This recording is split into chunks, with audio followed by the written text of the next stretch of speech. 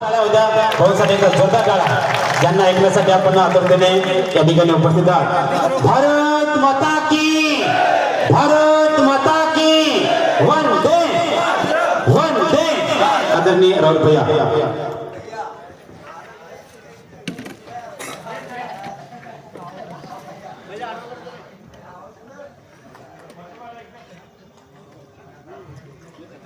सिल्लोड सोयगाव विधानसभेचे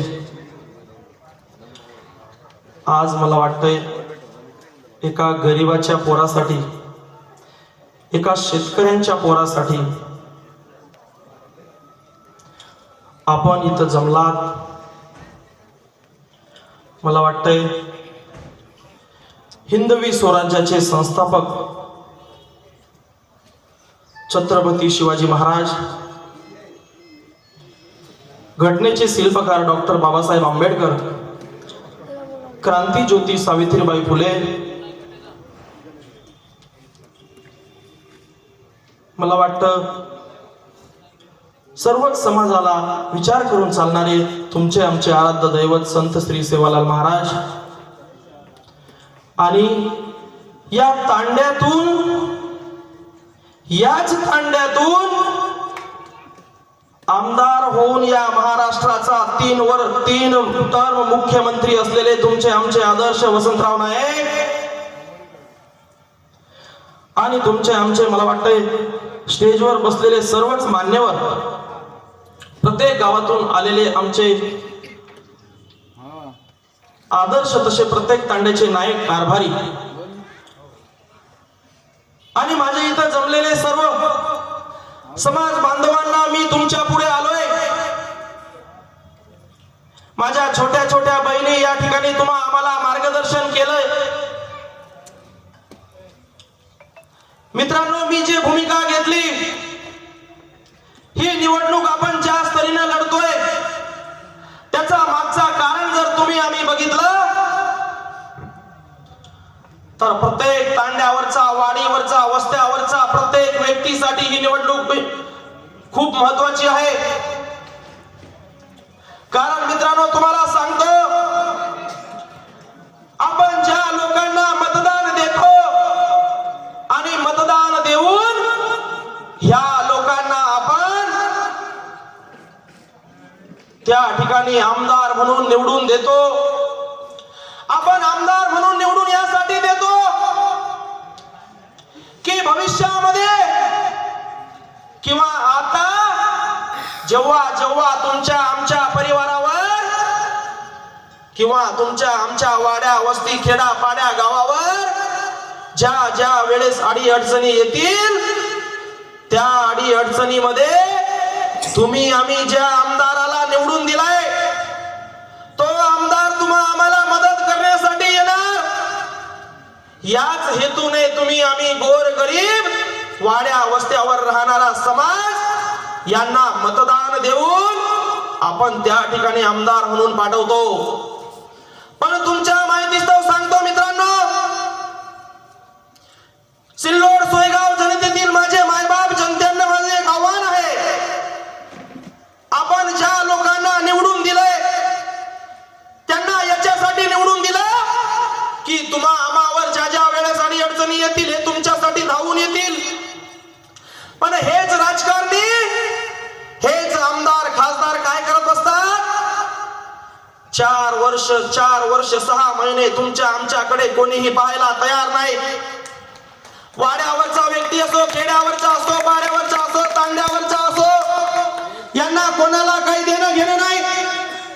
अजून तुमच्या माहितीस्तव सांगतो, ज्या ज्या वेळेस निवडणुका येतात तुमच्या आमच्या भरोशावर हे लोक 2 नंबरचे पैसे कमवून तुमच्या आमच्या प्रत्येक तांडा, खेडा, पाडा, वाडी, वस्ती, गाव, शहर या ठिकाणी निवडणुकीसाठी 1 महिन्यापूर्वीपासनं आम्हाच्या तरुण पोरांना दारू पाजण्याचं काम हे लोक करत बसतात.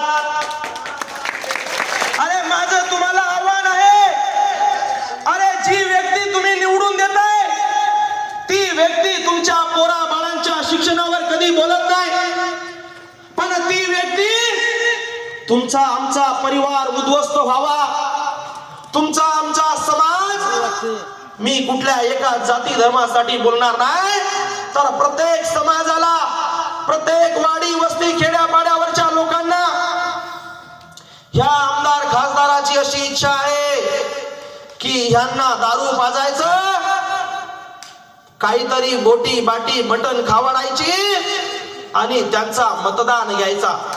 माझा तुम्हाला प्रश्न आहे, अरे जी व्यक्ती तुमचा संसार बर्बाद करत असेल, तुमच्या परिवाराला बर्बाद करत असेल, त्या व्यक्तीला तुम्ही आम्ही मतदान देणार का? अरे जी व्यक्ती तुमचा परिवार बर्बाद करते, तुमच्या आमच्या पोरा बाळांना, तुमचा माहितीस्तव सांगतो मित्रांनो, ज्या घरामध्ये दारू पितात त्या घराला जाऊन विचारा, त्या दारुड्या व्यक्तीची कहाणी किती अवघड आहे. अरे 2 टाइमाचे भाकरी सुद्धा ते लोक व्यवस्थितरित्या खात नाही. आणि तुमचा आमचा समाज 1 रुपया दिवसाला कमवत असेल तर 2 रुपया दिवसाचा खर्च होतोय. कसा तुमचा आमचा समाज पुढे जाणार मित्रांनो? त्याच्यासाठी तुम्हाला विनंती आहे, माझा सारखा तांड्यावरचा मुलांनी जी हिम्मत केली आहे आणि माझ्या हिमती सोबत आज सोयगावकरांना तुम्ही आम्ही दाखवून दिलंय. आम्ही खेड्यापाड्या वाड्यावरचे सर्व गरीब समाज बांधव, आता आमचं मत आम्ही गरीबाच्या लेकराला देणार आणि त्या ठिकाणी त्याला आमदार म्हणून पाठवणार. ज्या वेळेस आपण रॅलीत फिरत होतो, तुमच्या माहितीस्तव सांगतो, आजपर्यंतच्या इतिहासामध्ये सोयगावच्या ठिकाणी अशी सांस्कृतिक पद्धतीने एवढे लोक कधी जमा झाले नसेल. आणि आज तुम्ही आम्ही यासाठी आलोय. मला वाटतं तुम्ही गरीबाच्या पोरासाठी इथं आलेत, एका शेतकऱ्याच्या पोरासाठी आलेत. आणि तुमच्या माहितीस्तव सांगतो, आमची दिदी बोलली, आमची एवढीशी चिमुकलीला समजत आहे काही गोष्टी. ती दिदी बोलत होती एक गोष्ट, किती दिवस आमदाराचा मुलगा आमदार, खासदाराचा मुलगा खासदार, मंत्र्याचा मुलगा मंत्री. अरे तुम्ही आम्ही खेड्यापाड्यावरचे लोक काय नुसतं त्यांचे झेंडे घेण्यासाठी जन्माला आलो काय? माझ्या सर्व समाज बांधवांना विनंती आहे, अरे तुम्ही आम्ही काही कोणापेक्षा कमी नाही. तुमच्या माहितीस्तव सांगतो मित्रांनो, या शहरात राहणाऱ्या लोकांपेक्षा खेड्यापाड्या वाड्या वस्तीमध्ये तांड्यामध्ये राहणारा समाज जास्त आहे. अरे या श्रीमंत लोकांपेक्षा तुमचे आमचे गोर गरिबाचे मतदान जास्त आहे.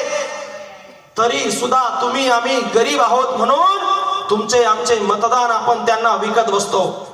आता तुमच्या माहितीस्तव सांगतो, प्रत्येक तांडा खेडा पाड्या वाड्या वस्तीवर हे लोक, काही गावातले, त्यांच्यासाठी शब्द नाही माझ्याकडे, जे तुमच्या आमच्या समाजाला विकण्यासाठी बसलेले आहेत. जे गावातले त्यांचे चेले चपाटे आहेत, वरून 3000-4000 पैसे आणायचे. आणि आज प्रत्येक खेडापाडा तांड्या वाडी वस्तीमध्ये कोणाला 500 रुपयाने देत आहे, कोणाला 1000 देत आहे, कोणाला 2000 देत आहे. चेहरा पाहून ते लोक पैसे देण्याचं काम करताय आणि बाकीचे उर्वरित पैसे त्यांच्या स्वतःच्या खिशामध्ये ठेवताय. अरे ह्या लोकांची दुकानदारी तुमच्या आमच्यावर चालू आहे. जर ह्या लोकांची आम्हाला जर त्यांची दुकानदारी बंद करायची असेल तर प्रत्येक गोर गरीब इथून पुढे ठाम मांडून बसा. भलेही माझ्या मतावर माझा माणूस निवडून येणार नाही, अरे पण एक ताकद तर तुमची आमची दिसेल.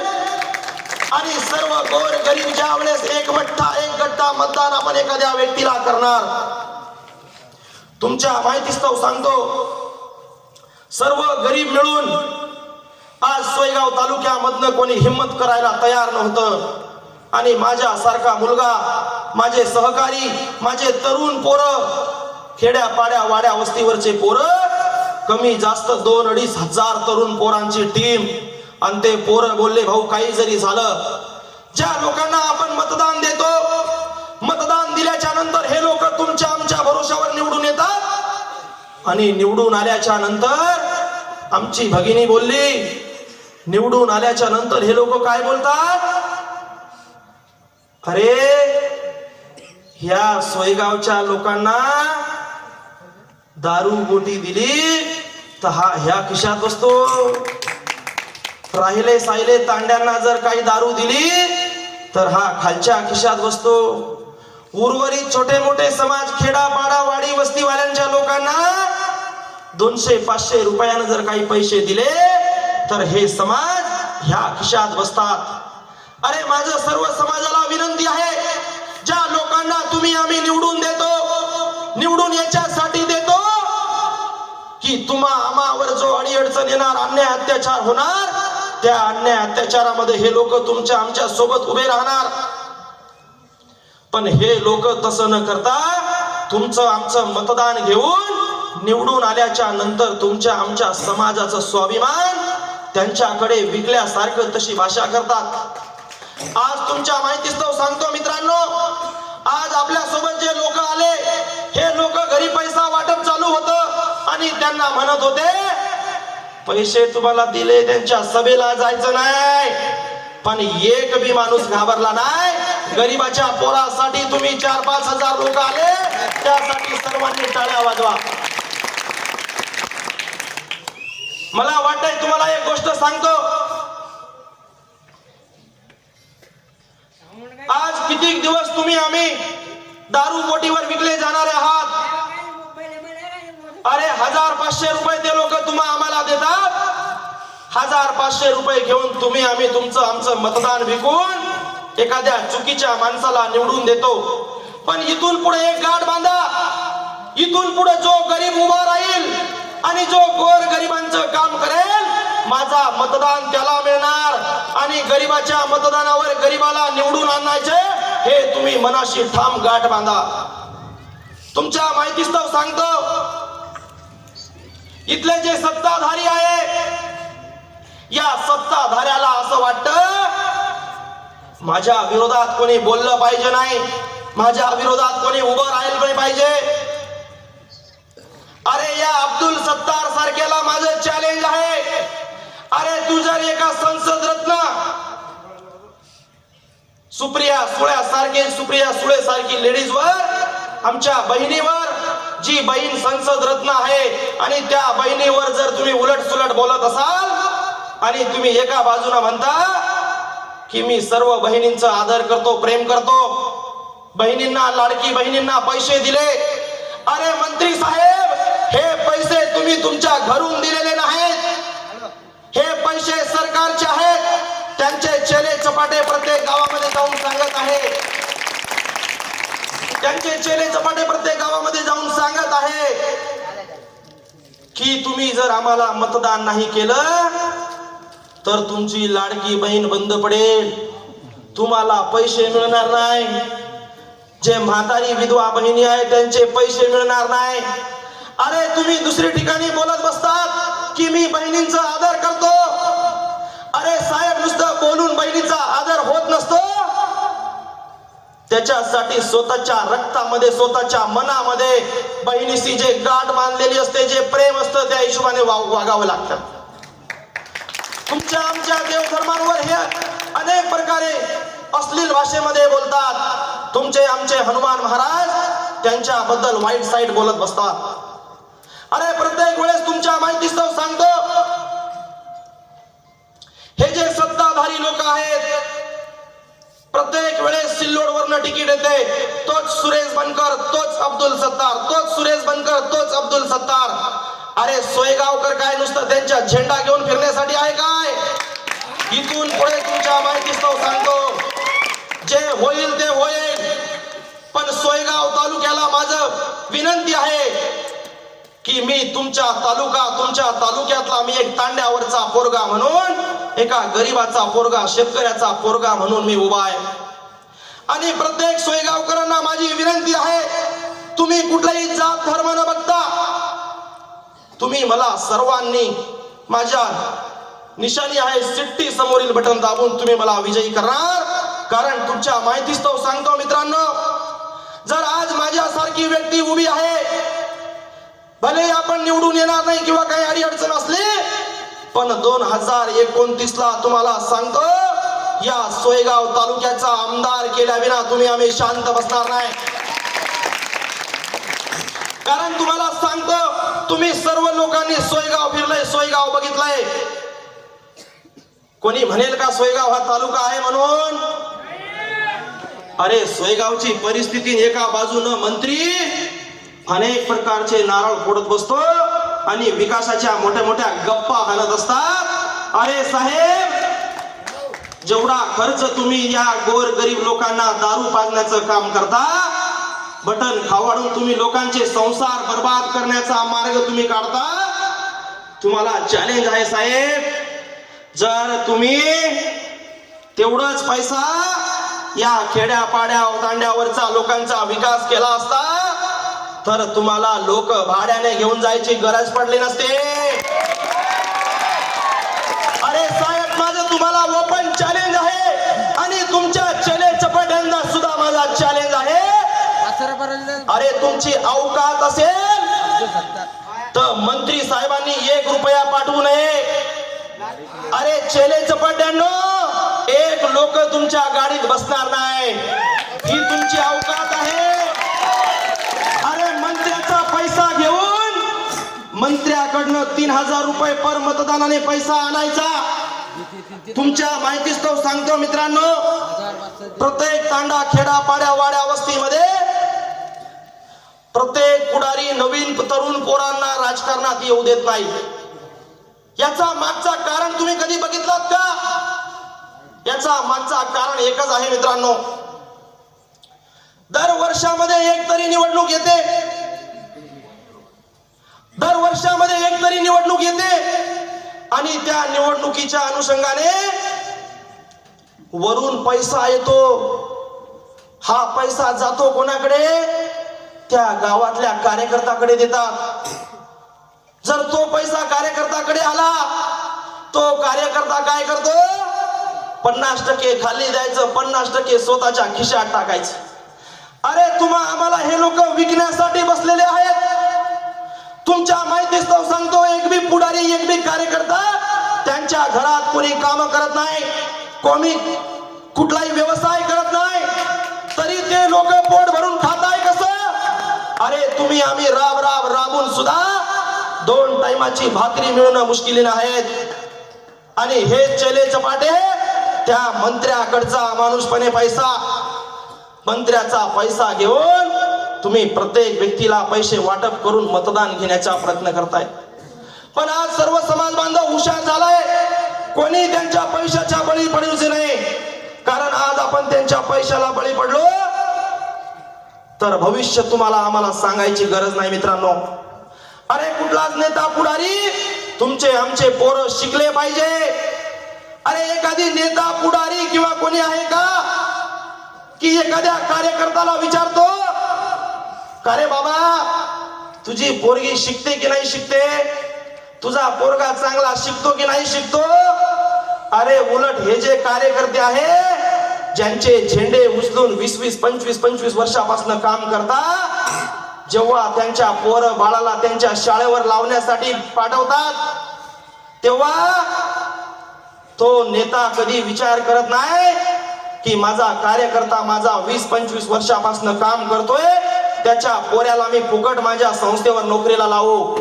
अरे कुठला नेता नाही, उलट त्याच्याकडनं पैसे घेत बसतो. आणि तरी हे कार्यकर्ते चहापेक्षा कॅटली गरम असे करत करत हे कार्यकर्ते पूर्ण खेडापाडा वाडी वस्तीला बर्बाद करण्याचा मार्ग यांचा आहे. माझी सर्व तरुण मित्रांना एक विनंती आहे, सर्वांना विनंती आहे, तुम्हाला किती पैसे येऊ द्या, पैसे घ्या. आज पैसे सुद्धा तोंड पाहून देताय. म्हणजे तुम्ही जर गरीब असाल तर तुम्हाला 500 रुपये 1000 रुपये फुलीनं पैसे, पण तुम्ही जर चांगले घरचे असाल कोणाला 2000 रुपये फुलीने, आणि माझ्यासारखा बोलका असणार त्याला 3000 रुपये फुलीने. वरून पैसे आणले 3000, पण वाटप किती करताय? 500 रुपये 1000 रुपये वाटप करताय. आणि 500 का देताय? आपण गरीब आहोत म्हणून, आपली औकात तेवढी आहे ह्या लोकांचं असं म्हणणं आहे. अरे जर तुमची आमची हे लोक अवकात काढत असेल तर तुम्हा आम्हा सर्वांना ओपन चॅलेंज आहे, यांचे पैसे घ्या, जेवढे पैसे देणार तेवढे पैसे घ्या, बाकी मतदान देताना विचार करा, तुम्ही आम्ही ज्याला मतदान देतोय तो उद्या तुम्हा आम्हाला विकण्याची भाषा करतो. अरे आज तरुण पोरं जर बघितले, कुठल्याही तरुण पोरांना रोजगार नाही. माझ्या गावाची कंडिशन सांगतो मित्रांनो, 25-30 वर्षापासूनचे एक पोरं सुद्धा नोकरीला नाही, एक मुलगा सुद्धा नोकरीला नाही. आणि हे आमदार खासदार तुमच्या आमच्या खेड्यापाड्यात येऊन मोठमोठ्या गप्पा हाणतात, मोठमोठ्या भाषण करतात, मोठमोठे उद्घाटन करतात. अरे तुम्हा आम्हाला सर्वांना विनंती आहे, जोपर्यंत प्रत्येक समाजातला प्रत्येक घरातला व्यक्ती चांगला शिक्षण घेऊन शिकणार नाही तोपर्यंत तुमचा आमचा कुठला पुढारी म्हणा किंवा कुठलाही नेता म्हणा कोणी काही करणार नाही. त्याच्यासाठी मी तुम्हाला एक शब्द देतो, आज सोयगाव सिल्लोडकरांना एक शब्द देतो की मी आमदार झाल्याच्या नंतर मी कुठल्याही तुम्हाला खोटं आश्वासन देणार नाही. तुमच्यासाठी असं करणार तसं करणार हे करणार ते करणार कुठल्याही गप्पा हाणणार नाही. पण तुमच्या माहितीस्तव सांगतो, प्रत्येक खेड्यापाडा वाडी वस्ती शहर तांडा प्रत्येक गावातून 10 पोरं शिक्षणासाठी दत्तक घेऊन जोपर्यंत पोरगा नोकरीला लागणार नाही तोपर्यंत आमदार या नात्याने त्याचा खर्च मी पूर्ण करणार. कारण तुम्हाला सांगतो मित्रांनो, जोपर्यंत प्रत्येक गावातून 10 पोरं नोकरीला लागणार नाही तोपर्यंत तुमचा आमचा समाज पुढे जाणार नाही. आणि विशेष करून मला सांगायचंय गोरमाटी हो मार गोर भाई मन केळूच बिया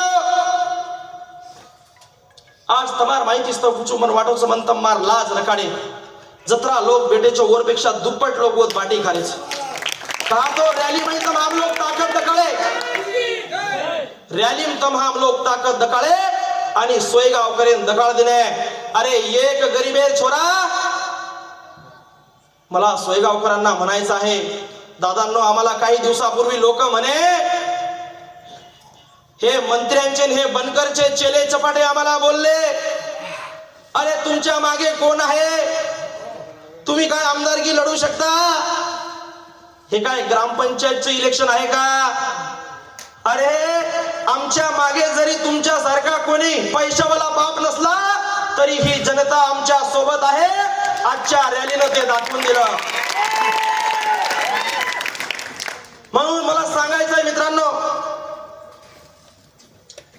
आज मागच्या नगरपंचायतच्या निवडणुकीमध्ये बघितलं तर या मंत्र्याने मोठे मोठे गप्पा हाणले की ह्या छत्रपती शिवाजी महाराज चौकामध्ये मी पुतळा उभा करणार. 1 महिन्यामध्ये तुम्ही मला नगरपंचायत माझ्या ताब्यात द्या. नगरपंचायत माझ्या ताब्यात आली की मी 1 महिन्याच्या आत तिथं छत्रपती शिवाजी महाराजांचा पुतळा उभा करणार. अरे साहेब, किती दिवस तुम्ही ह्या खोट्या आश्वासनं देऊन प्रत्येक समाज बांधवांना वापर करत बसतात. म्हणून मला सर्व जनतेला विनंती आहे, अरे हे जे लोक जे काम करताय त्यांच्या टक्केवारीशिवाय हे लोक काम करत नाही.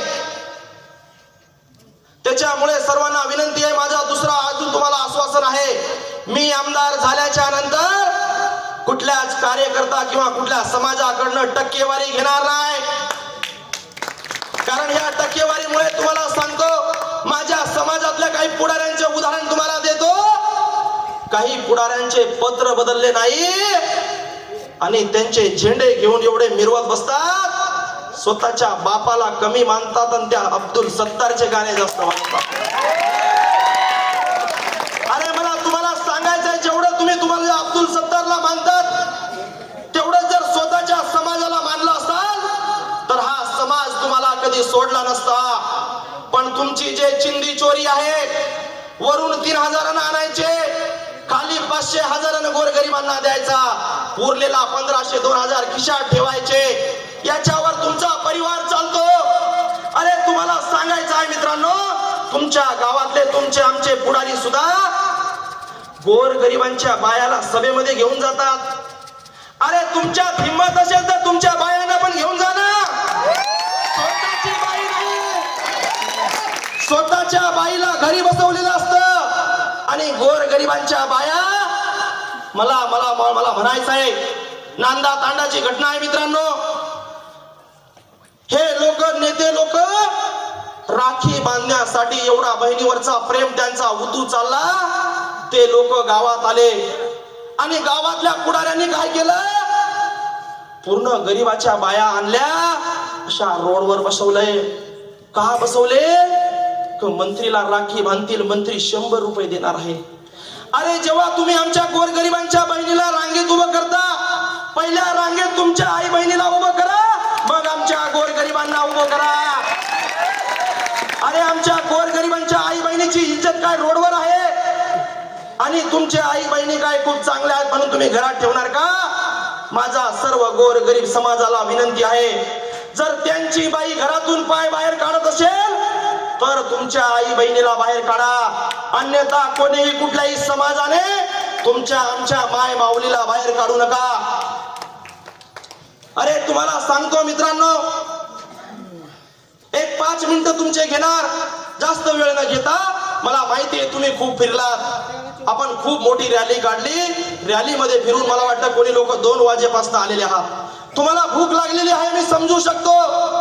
पण आम्ही सुद्धा तुमच्या माहितीस्तव सांगतो, जे रात्रंदिवस हे केले, एका वेळेचे जेवण सुद्धा आम्ही नाही केलेलं आहोत. पण तुम्हाला सांगतो, विचाराची क्रांती पेटली पाहिजे, विचारांची क्रांती झाली पाहिजे. म्हणून तुमच्या माहितीस्तव सांगतो, आपली निशाणी आहे शिट्टी, आपला नंबर आहे 18वा. 18 नंबर एका वॅलेट पेपरवर, एका मशीनवर 16 अंक असतात. त्याच्याच बाजूला दुसरी मशीन राहणार आणि त्या दुसऱ्या मशीन मध्ये 1 नंबरचं बटन असणार 17 नंबरचं आणि 2 नंबरचं बटन असणार आपला 18वा नंबरचं. तर सर्वांना विनंती आहे, दुसऱ्या ईव्हीएम मशीन वरचं 2 नंबरचं बटन तुम्ही सर्वांनी या गरीबाच्या पोराला, या शेतकऱ्याच्या पोराला मतदान करून निवडून देणार, हीच तुमच्याकडनं अपेक्षा करतो. आणि मला एक संधी द्या, काही लोक तुम्हाला म्हणत असाल की आपले मतदान वाया घालू नये. अरे मला त्यांना प्रश्न आहे, अरे आम्ही 80 वर्षापासून मतदान करत आहोत. 75 ते भारताला स्वातंत्र्य मिळून 75 ते 80 वर्ष झाले. 75 ते 80 वर्षामध्ये आम्ही ह्या लोकांना मतदान केलं. अरे कोणाचंच काही झालं नाही. तर आता ते जर तुम्हाला म्हणत असेल की मतदान वाया घालू नका, त्यांना सांगायचंय, अरे तुम्ही आम्ही आमचे मतदानाची किंमत केली कधी? म्हणून आज सुद्धा आम्ही कोण निवडून येतोय, कोण पडतोय, आम्हाला काही घेणं देणं नाही. आम्ही स्वतः तुमच्या माहितीस्तव सांगतो, सोयगावकरांनी ठरवलंय 90% मतदान राहुल सोयगाव तालुक्याचा असल्या कारणाने आम्ही सर्व समाज बांधव मनातून सांगताय की आम्ही राहुल राठोडला मतदान करणार. आणि त्या हिशोबाने मी तुमच्या समोर बोलतोय. आज तुम्हाला सांगायचं आहे की हा अब्दुल सत्तार मुख्यमंत्री बदलायची भाषा करतो. या व्यक्तीला एवढा माज आलाय की हा मुख्यमंत्री बदलायची भाषा करतो. अरे अब्दुल सत्तार, आमचं पण माज तुला कधी बघितलेला नाही. आम्ही जर तुला आमदार बनवू शकतो तर तुला पण आमदारकीवरनं चेंज करू शकतो. अरे ही जनता आहे, ही जनता सुद्धा तुला बदलू शकते. आणि आता तुझे दिवस भरले. तुमच्या माहितीस्तव सांगतो, दुसरा व्यक्ती उभा आहे सुरेश बनकर. 12 भावी म्हणून त्यांचे नाव आहेत. ते सुद्धा तुमच्या आमच्याकडे जेव्हा वेळ असते तेव्हा येत नाही आणि अडचणी वेळेस कोणी साथ देत नाही. पण मतदान पाहिजे तेव्हा गली फिरत असतात. तर या दोघा सत्ताधाऱ्यांना माझा विनंती आहे की आता आमचा गोरगरिबाचा मतदान आम्ही तुम्हाला देणार नाही. आमचा मतदान खेड्या पाड्या वाड्या वस्तीवरचा तांड्यावरचा मतदान आम्ही आमच्या गरीबाचा लेकराला करणार, अशी तुम्हाला सर्वांना विनंती करतो. आणि मला वाटतं सर्वांना एकदा काही जयघोष घालायचंय आणि सर्वांना एक विनंती करतो, आपली निशाणी कोणती? जोरात एकदा जे लोक तिथे जेवणाला गेले आणि जे लोक घरी झोपलेले त्यांना आवाज जायला पाहिजे, त्यांच्या कानात शिट्टी वाजली पाहिजे. आपली निशाणी कोणती? आपली निशाणी कोणती? सर्वांनी शिट्टी समोरील बटन दाबून मला विजयी करा. एवढंच बोलून थांबतो. मला वाटतं जे प्रेम तुम्ही मला आज दिलाय, माझ्यासारख्या गरीबाच्या लेकराला, माझ्यासारख्या एका शेतकऱ्याच्या मुलासाठी तुम्ही जे आलाय त्याबद्दल तुमचे सर्वांचे धन्यवाद मानतो. जेवणाची व्यवस्था केलेली आहे, सर्वांनी जेवण करून जावेत, कोणीही घाई गडबड करू नये. मला वाटतंय जंगला तांडा, फरदापूर तांडा, वरखेडी तांडा आणि चरेंडी या लोकांनी जेवणाला बसायचं नाही. पहिले आपण सर्वांना खाऊ घालायचंय, नंतर आपण जेवणाला बसायचंय, कारण खूप बाहेरून लोक आलेले. सर्वांना विनंती आहे की आपण जेवण करून आरामात घरी पोहोचायचं आहे. घरी पोहोचल्याच्या नंतर एक व्हॉट्सअप मेसेज नाही तर फोन करून सांगा. सर्वांना जय हिंद.